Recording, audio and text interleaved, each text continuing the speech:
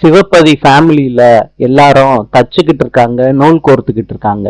அப்ப சிவபதி சொல்றாரு, நானும் வேலுவும் ஒண்ணு செய்ய போறோம். அப்ப தேனி கேக்குறாங்க, என்ன மாமா?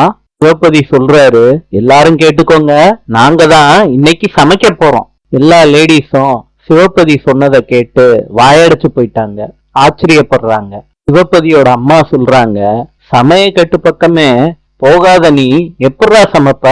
சிவபதி சொல்றாரு, அம்மா எனக்கு சமைக்க தெரியலன்னா என்ன, என் மகன் வேலு இருக்கான்ல. வேலுவும் சிவபதியும் கிச்சன் பக்கம் போறாங்க. சிவபதி கேக்குறாரு, வேலு நீ சாம்பார் செய்வல்ல? செய்வேன்பா. சிவபதி அடுப்படியில இருந்து வெங்காயத்தை எடுத்துட்டு வந்து மொட்டை மாடியில வச்சு வெட்டிக்கிட்டு இருக்காரு. சிவபதிக்கு கண்ணீரா வருது.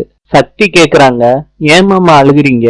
சிவபதி சொல்றாரு, சக்தி நான் எங்கம்மா அழுகிறேன், இந்த வெங்காயம் தாம்மா என்னை அழுக வைக்குது. சிவபதியோட அம்மாவும் சக்தியும் குனிஞ்சுக்கிட்டு சிரிச்சுக்கிட்டு இருக்காங்க சிவபதி சொன்னதை கேட்டு. வேலு எல்லாத்துக்கும் சமையல ரெடி பண்ணிடுறாரு. எல்லா லேடிஸையும் உட்கார வச்சுட்டு இலை போடுறாரு வேலு. தண்ணி எல்லாம் எடுத்து வைக்கிறாங்க, சாதம் எல்லாம் இலையில போடுறாங்க, குழம்பு கூட்டுக்கறி எல்லாமே பண்ணிடுறாங்க, இலையிலயும் வச்சிடுறாங்க. எல்லா லேடிஸும் சாப்பிட உட்கார்றாங்க. எல்லாரும் சாப்பிட்டு பார்த்துட்டு சொல்றாங்க, ரொம்ப நல்லா சமைச்சிருக்கீங்க.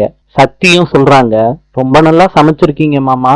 சிவபதி இத கேட்ட உடனே சந்தோஷப்படுறாரு, சிரிக்கிறாரு. வேலுவும் சந்தோஷப்படுறாரு. நாளை சந்திப்போம்.